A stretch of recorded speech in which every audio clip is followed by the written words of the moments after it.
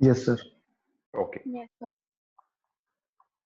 So in the last lecture, we discussed the equivalent circuit of a diode and uh, the components with which we have to replace an ideal diode or a simplified circuit or consisting of all three components, that is a piecewise linear equivalent circuit. Now, having knowledge of this, we will move to the next topic, which is our load line analysis. So, this this is your first first topic in the second chapter of the textbook, which is diode applications. So, before going towards the applications of the diode for AC and DC supplies, we will discuss this load line analysis. So the analysis is performed in a graphical manner, and in this analysis we will draw a line on the characteristics of the device which represents the applied load. So if we have connected a diode, so we will draw a line on the VI characteristics of the diode for that particular circuit. And when we will draw this load line, then the intersection of the load line with the characteristics will determine the point of operation of the system. So in one of the previous lectures, we discussed that what is an operating point of the diode. So an operating point gives us the information of VD and ID. We will discuss those things in more detail now. So such an analysis in which we draw a load line on the VI characteristics of the diode is known as load line analysis. And why do we do that? Because we want to know what is the operating point of the diode in which particular region the diode is working, whether it is working in this steep linear region or whether it is working in this non-linear region. And with the help of this, we will try to solve further numericals. So for that load line analysis, consider this circuit diagram that is on the left side of your left side. We have connected one battery E, one diode across which the voltage is VD and the current through the diode is ID, and we have connected one resistor R and the voltage across the resistor is VR. Okay, now if you apply the KVL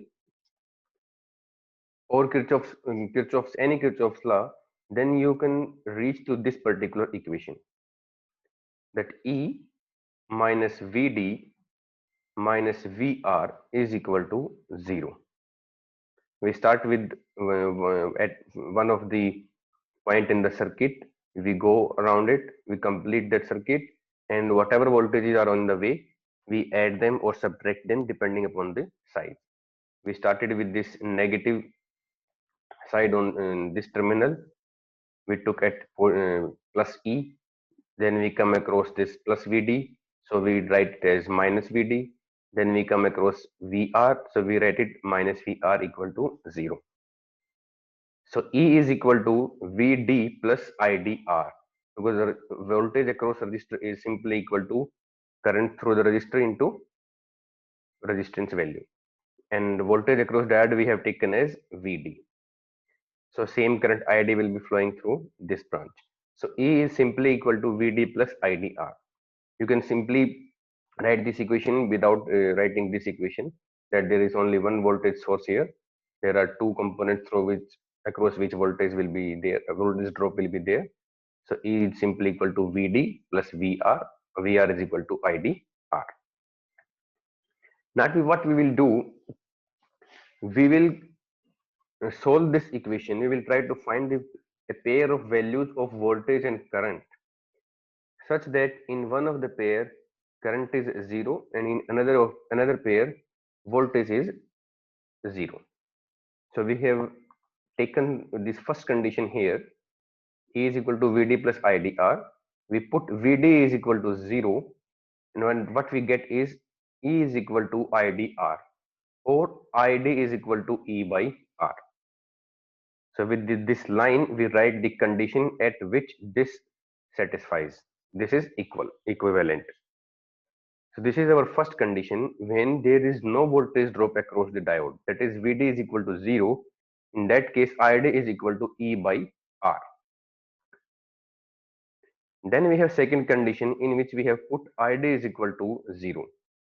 So in that case, E is equal to VD plus 0 into R. That is VD is equal to E given ID is equal to 0 ampere. So why we are doing this? Because we have to draw a load line on this VI characteristics of the diode.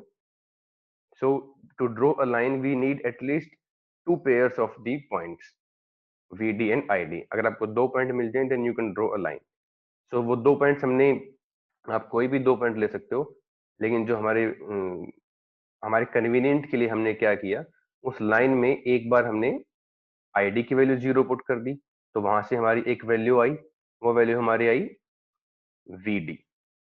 Then we have put VD is equal to 0, उस point पे हमारी एक value I ID की. Now we have two pairs of point. Now we can join these dots and we can draw the load line for this particular circuit. Now if you see here that you can be given any circuit, and depending on that circuit you will have an equation, and within that equation you have to put once ID equal to 0 and once VD equal to 0. From that we can reach here.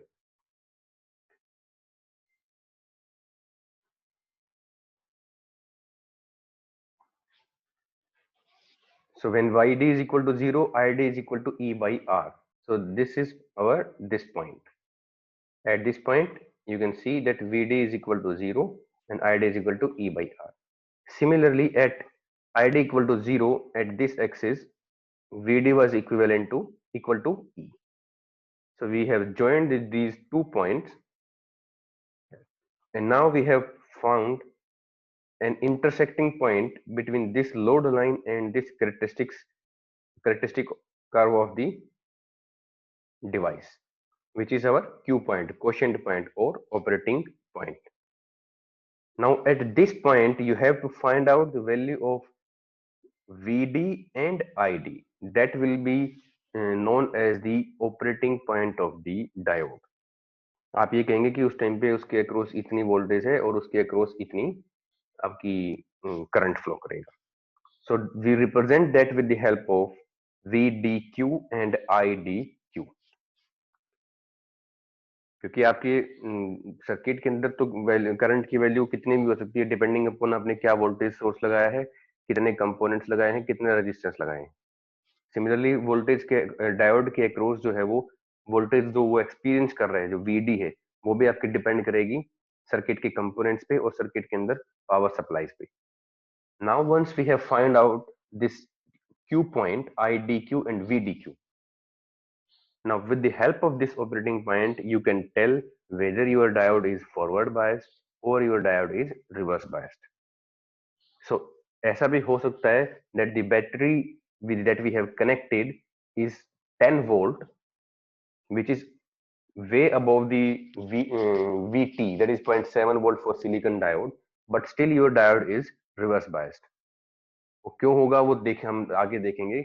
We have to find out that operating point of the diode. अगर operating point के हिसाब से आप देखेंगे कि diode forward bias है कि reverse bias है, उसी के हिसाब से हम आगे क्वेश्चंस को सॉल्व करेंगे. So by just having a look on the circuit, you will not be able to tell whether it is forward bias or reverse biased. We have to assume something. You have to find out the value of VD and ID, and only then you will be able to tell whether we have forward bias resistor or reverse bias resistor. Okay, any doubt in this load line analysis till now? No, sir. Okay. We have simply drawn a line on the VI characteristics of the device, and that line represents your Kirchhoff's equation for that particular circuit. उस circuit में हमने एक बार VD को 0 किया, एक बार ID को 0 किया. Now let's see few configurations and try to solve those circuits.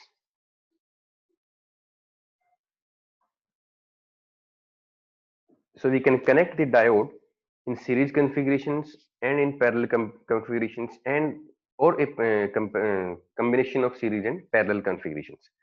So we will first discuss a simple circuit where we have one simple battery, one diode, and one resistor component.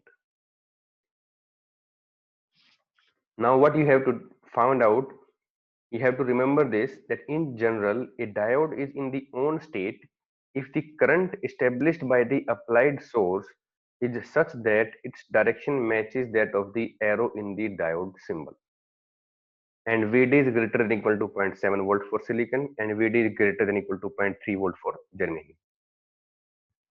आप खुद अपने आप किसी भी circuit को analyse करेंगे, उसको कुछ सॉल्व करेंगे, find out the value of VD and ID, और अगर उन वैल्यूज की फाइंड आउट करने के बाद अगर आपकी डायोड के अक्रॉस करंट की वैल्यू इसकी डायरेक्शन से ही मैच करती है तो हम कहेंगे कि आपका डायोड ऑन है, along with one other condition that the VD across this diode is greater than 0.7 volt if it is silicon diode and it is greater than 0.3 volt if it is a germanium diode. So if this circuit is given, what we will do, we will simply try to get the direction or values of the current ID and VD. ठीक है, तो हमने पहले assume कर लिया कि let's say that the direction is flowing in this particular direction. ठीक है, अब इस पर्टिकुलर डायरेक्शन में आपका करंट अगर फ्लो करेगा, वो हम यहाँ से भी अज्यूम पता लगा सकते हैं कि यहाँ पे आपकी बैटरी प्लस साइन पे है, यहाँ पे आपकी बैटरी माइनस साइन पे है, और कोई और वोल्टेज सोर्स यहाँ पर है भी नहीं. ठीक है, now once this we have find out the direction of the current, now you have to replace this diode. यहाँ पे हमने देखिए डायोड की जगह रेजिस्टेंस लगाया है कि करंट फ्लो भी करेगा नहीं भी करेगा, जितना भी करेगा वो डिपेंड करेगा. तो हमने अब क्या किया, इस डायोड को उसके इक्विवेलेंट सर्किट से यहाँ पे रिप्लेस कर दिया. तो this in this equivalent circuit we are using simplified equivalent circuit. We are not using any resistor, we are just using the battery of 0.7 volt with polarity in such a way that plus point is towards the p side of the diode. हमने यहाँ पे 0.7 volt की एक battery लगा दी. Now we will solve this circuit with the help of Kirchhoff KCL and KVL. तो अब आप यहाँ पे ID की वैल्यू अगर निकालेंगे या फिर VR की वैल्यू निकालेंगे, तो VR क्या आएगा आपका E माइनस VT. तो VT यहाँ पे 0.7 वोल्ट है, तो VR is equal to E minus 0.7 volt. Diode के अक्रॉस कितनी वोल्टेज है, VD is equal to 0.7 volt, that is VT. ठीक है, करंट कितना फ्लो करेगा, करंट फ्लो करेगा E minus 0.7 divide by R, और simply VR divide by R, और VR हमने यहाँ पे कैलकुलेट कर लिया था E माइनस VT. तो इस तरीके से हम इसको डायोड के जो भी क्वेश्चन है उसको सॉल्व करेंगे. पहले हम डायोड को इक्विवेलेंट सर्किट से रिप्लेस करेंगे, then we will try to find out the value of ID and VD. VD की वैल्यू जनरली आपको 0.7 और 0.3 वोल्ट मिल जाएगी अगर एक ही सोर्स लगा हुआ है. तो एक से ज्यादा सोर्स लगे हुए हैं उन क्वेश्चंस को हम थोड़ा डिफरेंटली हैंडल करेंगे. तो यहाँ पे अगर आपको E की वैल्यू दी जाए, R की वैल्यू दी जाए, then you can simply solve those questions. Sir actually इसमें फर्स्ट स्टेप में VD is equal to VT लिखा हुआ है, लेकिन VT मतलब फिगर में विजिबल नहीं, और है क्या वो VT क्या है मतलब? VT आपका नी वोल्टेज फॉर द डायोड है, क्योंकि सिलिकॉन के लिए आपका 0.7 वोल्ट होता है और जर्मेनियम के लिए 0.3 वोल्ट होता है. Okay sir. ओके.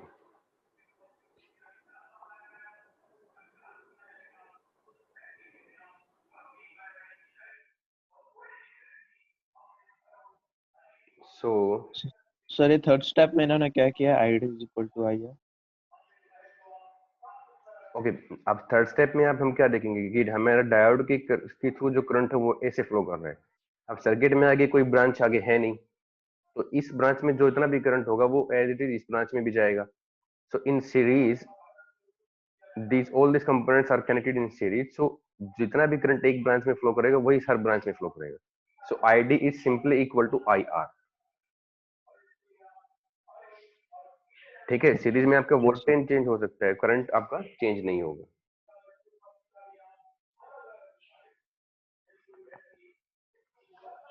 ठीक है, तो अगर हम यहाँ पे रख देखें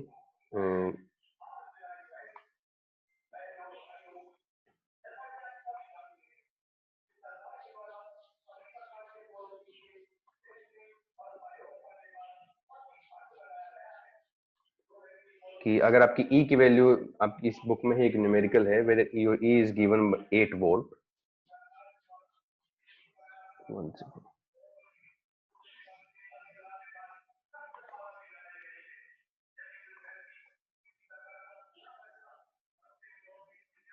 V is given your 8 volt and resistance is given by 2.2 kilo ohm.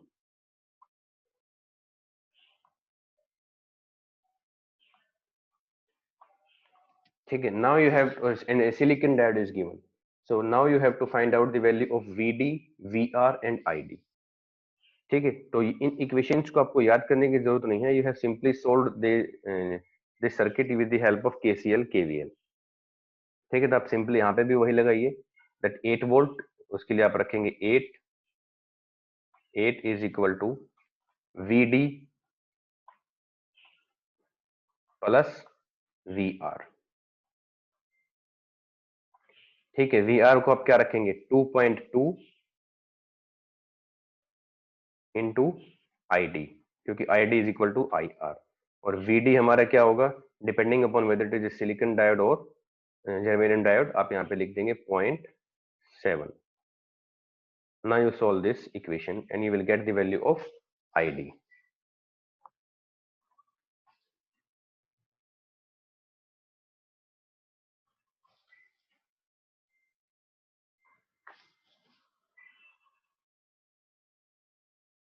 Okay, someone is asking whether he or she has to log in again. अगर आप क्लास में आ गए हैं तो फिर ठीक है, otherwise you have to log in.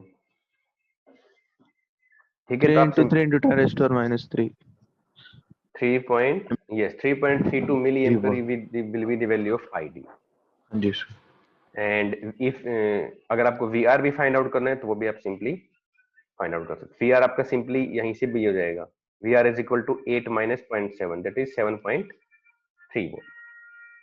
तो इस तरीके से आपको जो क्वेश्चन है वो सोल्व करने हैं. किसी को कोई डाउट इसमें? सर वो लोड एनालिसिस का जो ग्राफ होता है, जो एक लाइन जाती है सीधी, वो क्यू पॉइंट होता है, यस, वो हम बेसिकली किस लिए फाइंड करते हैं? वो आपको ये पता लगाना हो कि आपका डायोड किस रीजन में काम कर रहा है. उस लोड लाइन से हमारा VC जो अगर हम सप्लाई देते हैं उस पे तो वैल्यूज हमारी डायरेक्ट आ जाती हैं, तो इतना हम उसको इफेक्ट ठीक से स्टडी नहीं कर पाते. But when we will apply the AC signals here, उस केस में आपका वो काफी हेल्पफुल होता है. सर मतलब जो उस ग्राफ है वो एक लाइन जाती है, उससे ऊपर अपना डायोड फंक्शन नहीं करता है. नहीं नहीं, उसका मतलब ये है कि सब, अब इसमें तो जैसे एक ही रजिस्टर लगा हुआ है, इसमें एक और रजिस्टर पे लगा सकते हो, एक और रजिस्टर पे लगा सकते हो, ऐसे ही कई सारे सोर्सेज भी हो सकते हैं. ठीक है, तो क्या होगा कि हमें ये पता लगाना होता है कि डायोड के अक्रॉस जो है वो आपका जो करंट फ्लो कर रहा है, ये VDQ और IDQ, जो एक ऑपरेटिंग पॉइंट होता है वो क्या है. अब DC के अंदर वो इतना मैटर नहीं कर पाता, लेकिन जब आप AC सिग्नल देखेंगे ना तब वो मैटर करेगा. अभी के लिए आप you just remember that the operating point of a diode tells us in what particular region the diode is working and how the in the, whether it is working in the steep linear region or whether it is working in the non-linear part of the VI characteristics, because that operating point now will decide what type of output we will be having. Okay sir. Okay. Sir find कैसे करेंगे Q point? Q point, you will simply draw a straight line and the intersection of that straight line with the device characteristics curve, that will give you the operating point. क्योंकि ये वाला जो VI characteristics curve है ये आपको given होता है, क्योंकि ये डायोड का आपका कैरेक्टरिस्टिक्स का होगा। ठीक है, ये वाली लाइन आपको फाइंड आउट करनी है। कैसे? To solve the circuit. Circuit के आप जो भी एक केवीएल की इक्वेशन लिखेंगे, उसमें एक बार VD इक्वल टू 0 पुट करेंगे, एक बार ID इक्वल टू 0 पुट करेंगे, you will get these 2 points, this one and this one. एक बार आपके दोनों पॉइंट मिल गए, you draw a line and the intersection of these two will give you the operating point और the Q point. Okay sir. Okay,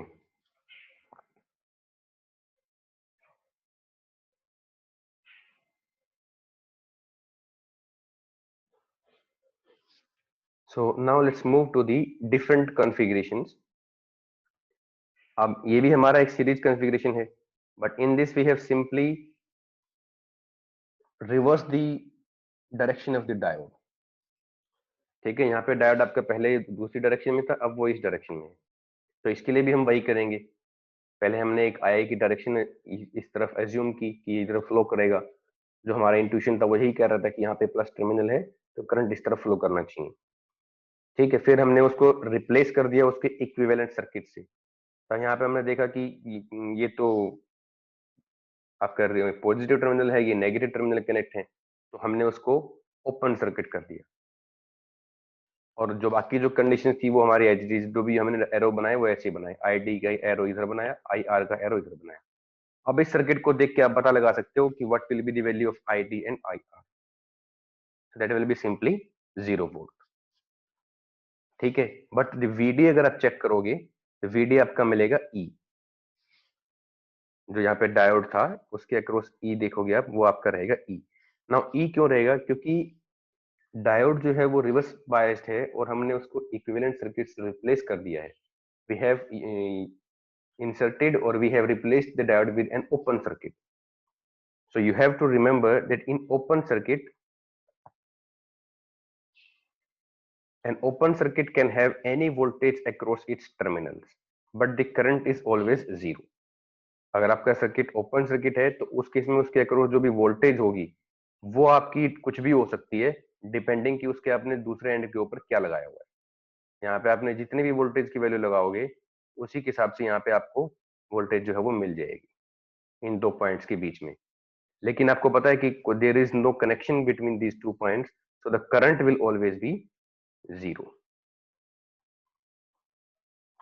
so you have to remember this. किसी भी कभी भी सर्किट में ओपन सर्किट आ जाए तो आपको एकदम से ये नहीं कह देना कि voltage will be zero. Voltage will be there, जो इतना भी आपका सोर्स लगाओगे उतना है, उसी पोलैरिटी के साथ। यहाँ पे पॉजिटिव टर्मिनल है, यहाँ पे नेगेटिव टर्मिनल है, और ये वाला टर्मिनल जो है वो आपका यहाँ से घूम के इधर भी लगा हुआ है। So this will be positive terminal, this will be negative terminal, and the voltage will be equivalent to this E, and current will be zero. A similar situation is in when we have a short circuit. So a short circuit means we have simply a wire between these 2 points, and we can see that these are shorted. So in a short circuit, current can be can have any value depending upon your surrounding network. आपके कितने voltage source लगे हैं, कितने register लगे हैं, उस branch में कितना करंट फ्लो होगा वो आपको कैलकुलेट करना पड़ेगा। But there will be some current across this branch if the circuit is complete, but there will not be any voltage drop across this. इस शॉर्ट सर्किट के ब्रांच में आपका जो वोल्टेज ड्रॉप है वो कुछ भी नहीं होगा। सो वोल्टेज ड्रॉप होने के लिए आपका कोई कंपोनेंट लगा होना बहुत जरूरी है उस ब्रांच में, या तो डायोड है या फिर आपकी रजिस्टर है, कैपेसिटर है, कुछ भी हो सकता है। ठीक है, so you have to remember these two conditions while solving the circuits which have diodes in them or any general circuit. ठीक है, open circuit means zero current, short circuit means zero voltage drop. Now here we have a combination of two diodes in parallel. तो अब हम इसको solve करने की कोशिश करते हैं कि what will be the values of these different variables, ID1, ID2, then this I1 and the value of the output across these terminals. ठीक है, तो सबसे पहले हमारा वही मेथड रहेगा, you keep on drawing equivalent circuits of the given circuit by changing the branches in which we have connected the diodes. जिस जिस ब्रांच में डायोड लगे हैं उसी के हिसाब से आप इक्विवेलेंट सर्किट्स को ड्रॉ करते जाइए।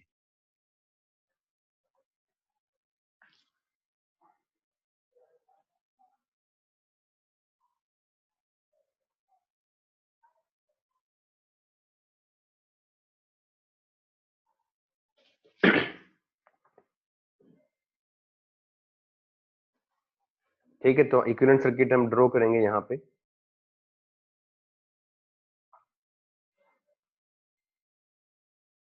रजिस्टर आपका बिल्कुल सिंपल सेम, उसमें तो आप कुछ भी चेंज नहीं कर सकते। फिर ये जो बैटरी है इसमें भी आप कोई चेंज नहीं कर सकते। ठीक है, this is equal to E and this is 10 volt.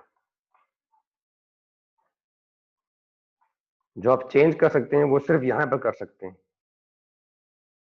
और एक कर सकते हैं यहां पर।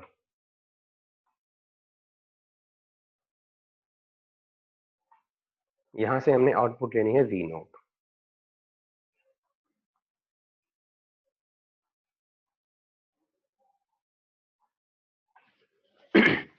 तो यहाँ पे हम देखेंगे कि ये हमारा पॉजिटिव टर्मिनल है, करंट की डायरेक्शन है ये है, तो यहाँ से करंट फ्लो करेगा तो दोनों ब्रांचेज में भी इधर से करंट फ्लो करेगा। हम अगर देखना चाहें तो यहाँ का पी टर्मिनल जो है वो भी पॉजिटिव से कनेक्ट है और इस डायोड का पी टर्मिनल भी पॉजिटिव से कनेक्ट है। That means both the diodes will be in forward biased region. दोनों अगर फॉरवर्ड बायस्ड रीजन में है so we will replace the diode with its forward biased equivalent circuit, जो कि हमारा है to replace it with a battery. और उसकी पोलैरिटी आपकी इस तरीके से होगी कि प्लस ऊपर होगा माइनस नीचे। Similarly here.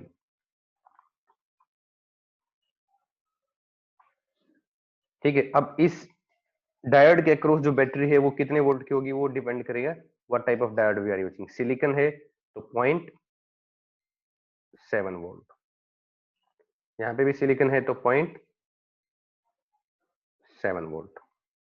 ठीक है, ये हमारा रेजिस्टेंस था R। यहां से हमारा कुछ करंट फ्लो करेगा, that is the value of I1।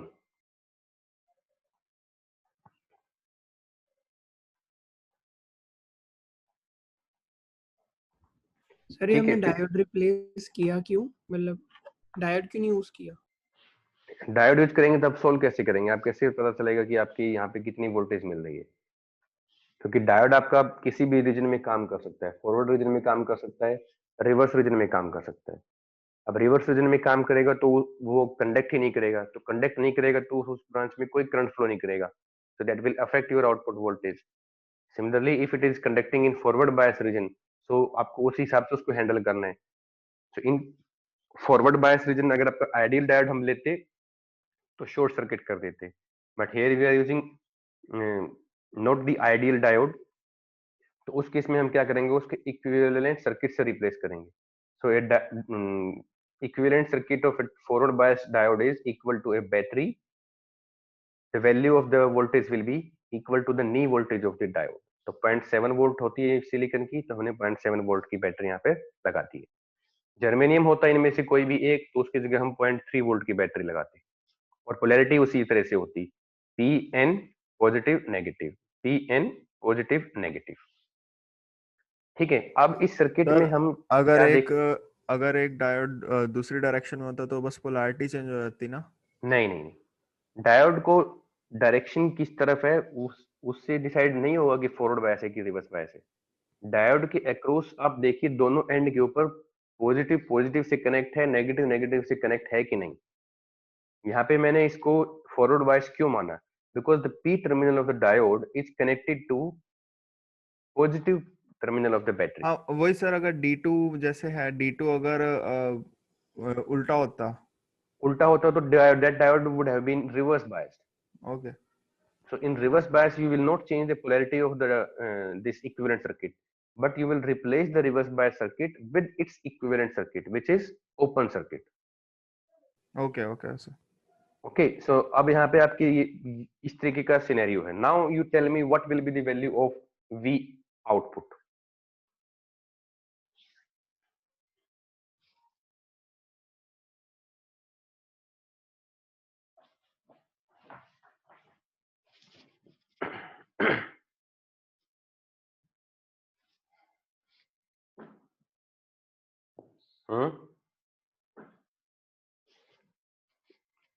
Okay, let me tell you, whenever we have two or more voltage sources in parallel, in that case the value of highest voltage will be your output.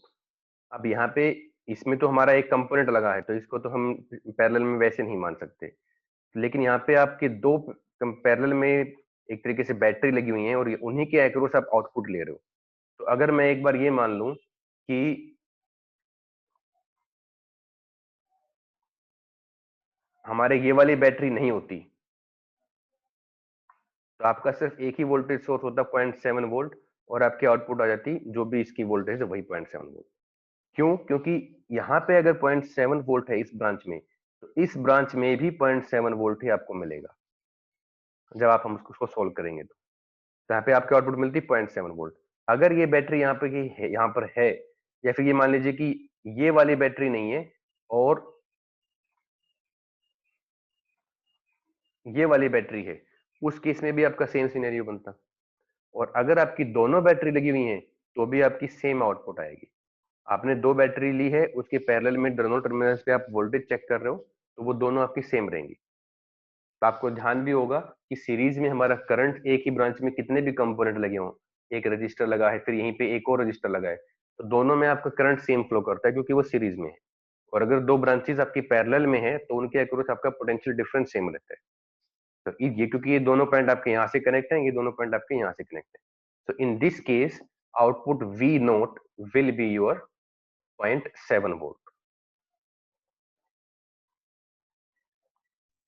Sir, if one was silicon and the other was germanium, then? उस case में आपका फिर जो higher वाला है वो वाली value आ जाएगी automatically. Okay, sir. Okay, but now अभी हमारा क्वेश्चन कंप्लीट नहीं हुआ है, अभी हमने सिर्फ V naught फाइंड आउट किया है। We have to find out the value of I1, ID1 and ID2। अब I1 की वैल्यू फाइंड आउट करने के लिए आप क्या कर सकते हो, इसके अंदर लूप लगा दीजिए, आपकी वैल्यू I1 की आ जाएगी। ठीक है, सो 10 माइनस 0.7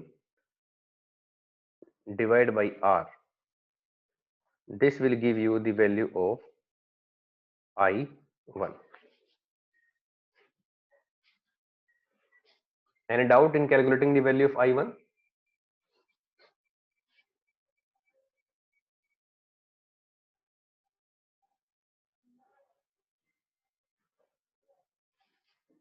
आप ऐसे ही तो चलेंगे ना, इसमें लूप लगाएंगे 10, फिर यहां से इधर जा रहा है तो फिर आपका आ जाएगा minus IR minus 0.7 is equal to 0, फिर IR को एक तरफ ले जाएंगे, फिर उसको सॉल्व करेंगे। आप लोग बताइए। करंट तो डिवाइड होगा ना, दोनों केसेस में करंट डिवाइड होगा ना। हाँ, आगे हम देखेंगे फिर क्या होगा, लेकिन यहाँ पे अब अगर आप देखोगे इस पॉइंट को और इस पॉइंट को लेके, एक ये वाला पॉइंट और एक ये वाला पॉइंट, यहाँ पे हम जानते हैं कि वोल्टेज कितना है 0.7 वोल्ट, यहाँ पे भी 0.7 वोल्ट, यहाँ पे भी सेम है 0.7 वोल्ट, ये तो दोनों पॉइंट ही कनेक्टेड है। तो यहाँ पे तो आपका बैटरी लगी हुई है 0.7 वोल्ट की, पॉजिटिव टर्मिनल की पोलैरिटी इस तरफ है, और यहाँ पर एक बैटरी लगी हुई है 10 वोल्ट की। ठीक है, तो सिर्फ हम इसको अगर देखेंगे कि यहाँ से इस एक रजिस्टर के अक्रॉस आपके एक एंड पे 0.7 वोल्ट है और दूसरे एंड पे 10 वोल्ट है, so we can simply subtract 10 minus 0.7 divide by R। अब इसके आगे क्या होगा, ये हमारा थोड़ा सा डिफरेंट सर्किट बन गया, उसको हम अभी देखेंगे, लेकिन पहले आपको ये देखना पड़ेगा कि I1 की वैल्यू ये कैसे आई, वो समझ में आया कि नहीं आया। अगर आपका सिंपल एक ऐसे रजिस्टर है और यहाँ पे हम बोल रहे हैं कि एक बैटरी लगी हुई है इस तरीके से, ठीक है, और एक बैटरी यहाँ पर लगी हुई है,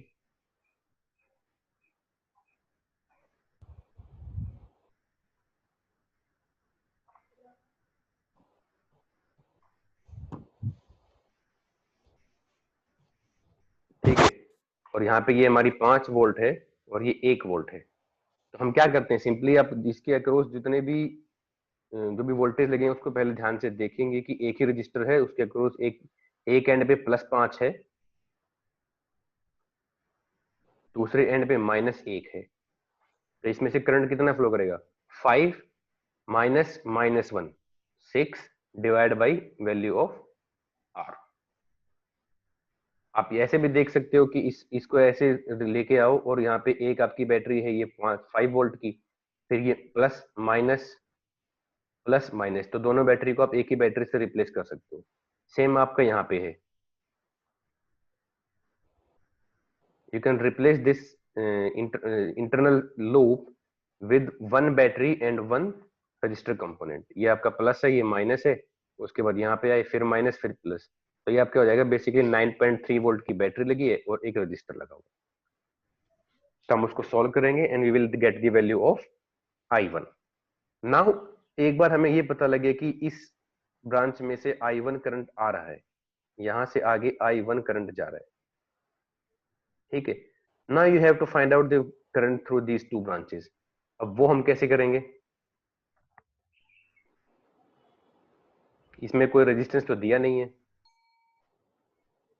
रेजिस्टेंस है भी नहीं इसमें कोई, ठीक है। इसमें हमें ये पता है कि रेजिस्टेंस तो नहीं दिया हुआ, लेकिन दोनों जो वोल्टेज सोर्स हैं वो तो हमारे सेम वैल्यू के हैं। तो अगर उनका कोई इंटरनल रेजिस्टेंस है भी तो वो दोनों का सेम रहेगा। सो अगर आप एक I करंट को डिवाइड करें in two branches which are equally resistant, तो उसमें हम क्या कह सकते हैं कि this current will be divided equally in both the branches. तो इसमें जितना करंट फ्लो करेगा और इसमें जितना करंट फ्लो करेगा वो दोनों आपके बराबर बराबर होंगे, I1/2।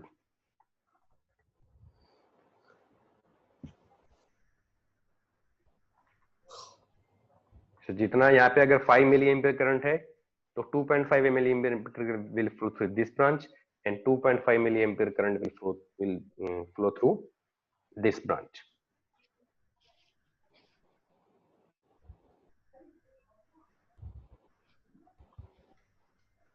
हाँ भाई, any doubt in solving this question? We have simply replaced the diode with their equivalent circuits, and to replace that with their equivalent circuit you have to know whether it is forward biased or reverse biased. To check that you have to check these terminals कि ये आपका किससे connect है और ये वाला किससे connect है, यहां से आपको पता चलेगा। Once you replace that with batteries, now you have simply have to solve this circuit using any network theorem, KCL, any different लोग KVL लगा सकते हो, ठीक है। कोई सिंपल सर्किट बनता है तो यू कैन सिंपली राइट, जैसे यहाँ पे अभी कुछ सोल्व करने की नीड नहीं है। V naught is directly equal to 0.7 volt. It's basically connecting the voltmeter to two different terminals of a battery. Battery तो जितना आउटपुट है उसकी वैल्यू है वो उतना ही आउटपुट देगा, ठीक है। करंट के लिए हमें थोड़ी यहाँ पे कैलकुलेशन करनी पड़ी। Okay, now let's move to some few different configurations. अब एक हमारी configuration है ये वाली, जिसमें there are two diodes which are connected in parallel, but the direction of the diode is reversed. One of the diode is in different direction and another diode is in different direction. So इसमें भी हम वही करेंगे। अच्छा, अगर आप simply, कई बार आपको ऐसे भी दिया जा सकता है, यहाँ पे सर्किट कंप्लीट नहीं है बट उन्होंने ये बोल दिया कि यहाँ पे 20 वोल्ट है, यहाँ पे 4 वोल्ट है, तो आप ये मान सकते हो कि here is a battery of 20 volt and here is a battery of 4 volt, जिसमें पॉजिटिव टर्मिनल 4 वोल्ट का ऊपर है। ये आपकी शॉर्ट फॉर्म है सर्किट ड्रॉ करने की, ठीक है। जैसे यहाँ पे इस सर्किट में 12 वोल्ट लगा दिया, तो दिस इज बेसिकली यहाँ पे एक 12 वोल्ट की बैटरी लगाओ, उसको यहाँ से लेके आओ और फिर यहाँ पे कनेक्ट करो। These are equivalent circuit, ठीक है। तो पहले हम इस सर्किट को देखते हैं कि इसको कैसे सॉल्व करेंगे। इसमें भी आप पहले, यहाँ आपके 20 वोल्ट है, ठीक है, और यहाँ आपका 4 वोल्ट है। तो आपको ये देखना है कि P और N में से हायर पोटेंशियल पे कौन सा है। अगर P पॉजिटिव टर्मिनल पे है तो हम कहेंगे फॉरवर्ड, अगर N है तो रिवर्स। तो आप लोग बताइए D1 और D2 में से कौन सा फॉरवर्ड बायस है और कौन सा reverse? E1 forward. E1 D1 forward and D2 reverse है. ठीक है, तो D2 अगर रिवर्स बायस है तो रिवर्स बायस का इक्विवेलेंट सर्किट हमें पता है क्या होता है, ओपन सर्किट. Open sir. ठीक है, तो आपको ओपन सर्किट का मतलब ये है कि इसको हम हटा ही सकते हैं यहाँ से, या फिर इसको मैं ड्रॉ कर देता हूँ यहाँ पे इस तरीके से, एक डॉट ये लगाया और दूसरा डॉट ये लगाया. तो बेसिकली यहाँ पे कोई ब्रांच है ही नहीं, आप ये ऐसे मान सकते हो. और अगर फॉरवर्ड बायस है तो उसको हम कैसे रिप्लेस कर सकते हैं, एक बैटरी से. ठीक है, तो वो बैटरी हम यहाँ पे लगा देते हैं. और बैटरी की वैल्यू क्या होगी, सिलिकॉन डायोड है तो 0.7 वोल्ट. तो अब आपका सर्किट क्या हो गया, यहाँ पे एक 20 वोल्ट की बैटरी लगी है, एक रजिस्टर है, फिर एक बैटरी लगी है.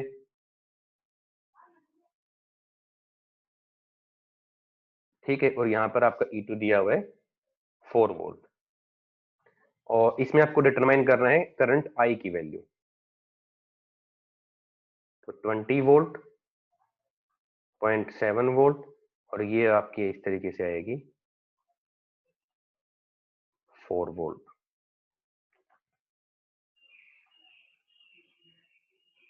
ठीक है, तो आप इसको सोल्व कर लो. 20 वोल्ट यहाँ पे है, ये दोनों आपकी ऑपोजिट में काम करेंगी. तो 20 minus 0.7 minus 4 divide by R. That will be the value of 2.2 kilo ohm. how much? 2.2 kilo ohm resistance की वैल्यू. हाँ, 2.2 किलो ओम रेजिस्टेंस की वैल्यू है. सो ये आपकी वैल्यू आ जाएगी 6.95 मिली एम्पियर.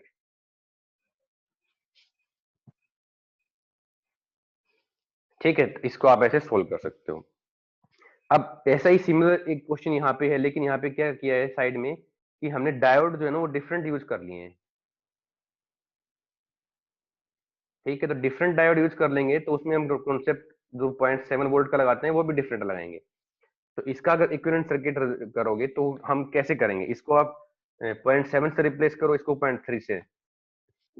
तो पहले इंस्टेंस में देखने से हमें यही लगता है कि ऐसा करने से चल जाएगा कि इसका 0.7 कर दो, इसका 0.3 कर दो, फिर सॉल्व कर लेंगे.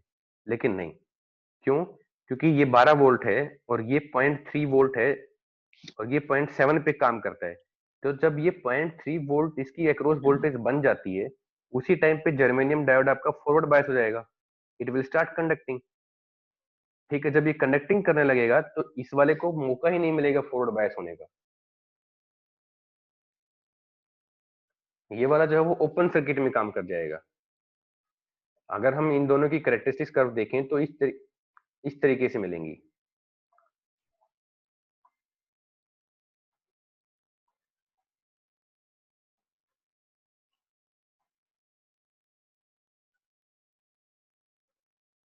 ठीक है, हम आइडियल भी नहीं ले रहे हैं और बिल्कुल प्रैक्टिकल भी नहीं रहे हैं, लेकिन ये हमारा पॉइंट है 0.3 वोल्ट का.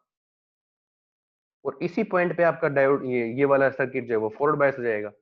और ये होता है 0.7 पे सिलिकॉन वाला. ठीक है, तो सिलिकॉन वाले को कभी चांस ही नहीं मिलेगा कि वो फॉरवर्ड बायस हो पाए. तो इसको हम हमेशा इस केस में रिप्लेस करेंगे ओपन सर्किट से, और इसको हम रिप्लेस करेंगे एक बैटरी, और उसको हम रिप्लेस करेंगे इस तरीके से. और इस बैटरी की वैल्यू हमारी होगी 0.3 वोल्ट. ठीक है, अब इसको आप सिंपली सोल्व कर लो. 12 minus 0.3 divide by 2.2, that will be give you the value of current, and उसी हिसाब से आप V0 की वैल्यू निकाल सकते हो. यस,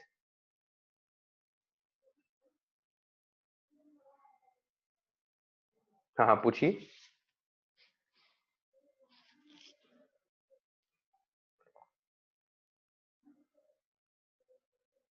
सर वोल्टेज तो अपनों ने रेजिस्टेंस से पहले ही चेक नहीं करनी क्या? बेसिकली इसमें तो आपका यहीं पे आ जाएगा answer. 12 minus 0.3, that will be your 11.7 volt, that is V0. Yes sir. हाँ, अगर आपने उसमें करंट भी पूछा होता तो उसके लिए फिर आप करंट निकालते. इसमें सिंपली V0 पूछा था तो हमें we will simply write 12 minus 0.3, that is 11.7 volt. ठीक है, तो इस तरीके से हम क्वेश्चंस को सॉल्व करेंगे. और जो आपको चीजें ध्यान में रखनी है वो यही है कि ओपन सर्किट के अक्रॉस अगर वोल्टेज चेक कर रहे हो तो वो कैसे लोगे, उसमें करंट कितना लेना है, शॉर्ट सर्किट में कैसे लेना है, ठीक है। And most important point is with what equivalent circuit you have to replace the diode, and उसके लिए आपको जानना जरूरी है कि whether it is forward biased और इट इज रिवर्स बायस्ड। उसके लिए आप चेक करोगे डायोड के पी टर्मिनल को और उसके एन टर्मिनल को।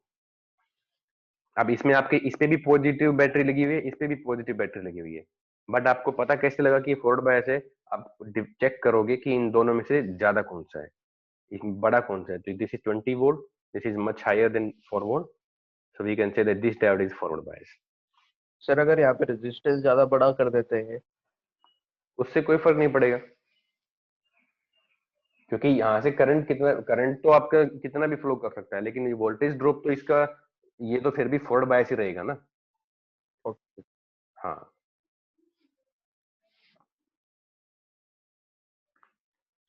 मतलब ऐसा हो सकता है कि वोल्टेज अब इस VI कैरेक्टरिस्टिक्स कर्व पे ये अगर 0.7 वोल्ट से ज्यादा है